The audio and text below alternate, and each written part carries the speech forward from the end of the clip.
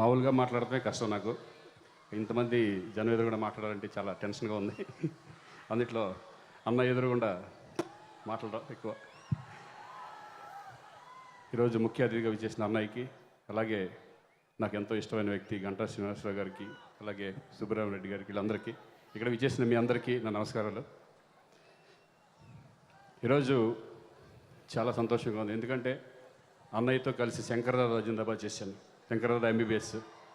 అలాగే రామ్ చరణ్తో గోవిందుడు అందరే వాడేలే, అలాగే మళ్ళీ బన్నీతో ఈ సినిమా సరైనోడి సినిమా చేయడం నాకు చాలా ఆనందంగా ఉంది.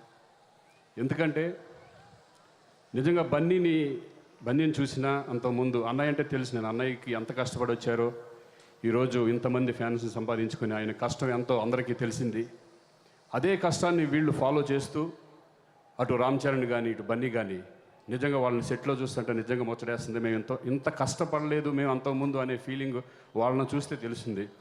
నిజంగా ఈరోజు ఒక మెగా హీరో కొడుకని రామ్ చరణ్కి కానీ, ఒక మెగా ప్రొడ్యూసర్ అరవింద్ గారి కొడుకని బన్నీకి కానీ ఏమాత్రం కూడా ఒక భేషజం లేకుండా ఒక పెద్దలకి గౌరవిస్తూ ఒక రెస్పెక్ట్ ఇస్తూ వాళ్ళు నిజంగా ఎంత కష్టపడుతున్నారు, వాళ్ళ వెనకాల ఎంతో ఉన్నా సరే ఈరోజు వాళ్ళు కష్టపడే విధానం చూస్తే సెట్లోకి రాగానే ఒక డెడికేషన్గా ఒక మెడిటేషన్ లాగా వాళ్ళు ఆ క్యారెక్టర్లో ఇన్వాల్వ్ అవ్వడం కానీ నిజంగా బన్నీ హ్యాట్స్ ఆఫ్.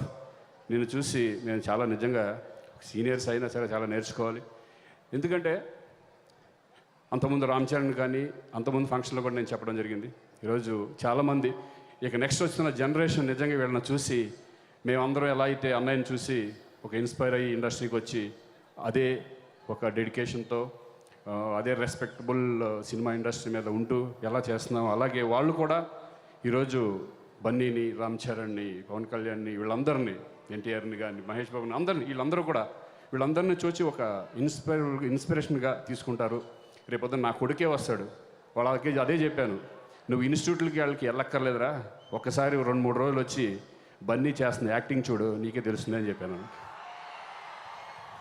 అంత డెడికేటెడ్గా డైలాగు ఫస్ట్ వస్తే డైలాగ్ దగ్గర నుంచి డ్యాన్స్ మూమెంట్లు అయితే ఆయనతో నాకు అన్నయ్యతో చేసినప్పుడు ఎలా టెన్షన్ ఫీల్ అయ్యానో శంకర్దాదా ఎంబీబీఎస్లో, అలాగే ఈరోజు బన్నీతో ఒక మూమెంట్ పెట్టారు నాతో.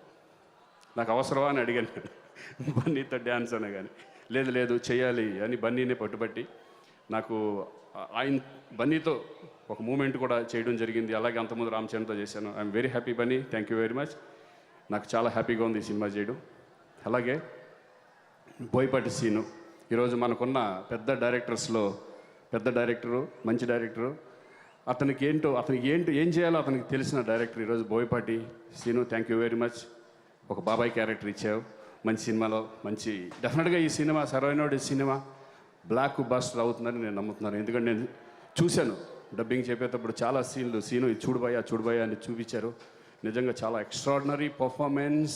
బన్నీ కొత్త బాడీ లాంగ్వేజ్, ఇంతవరకు అంతకుముందు రాణి రుద్రమాదేవి సినిమా చూసినప్పుడు ఒక షాక్ అయ్యాను నేను ఆ క్యారెక్టర్ చూసి. అటువంటి క్యారెక్టర్ చేయాలంటే చాలా గట్స్ కావాలి. సో బన్నీ ఈ సినిమా కూడా ఒక డిఫరెంట్ వేరియేషన్గా ఉంటుంది. సో మేము కూడా ఈగర్లీ వెయిటింగ్ ఈ సినిమా రిలీజ్కి.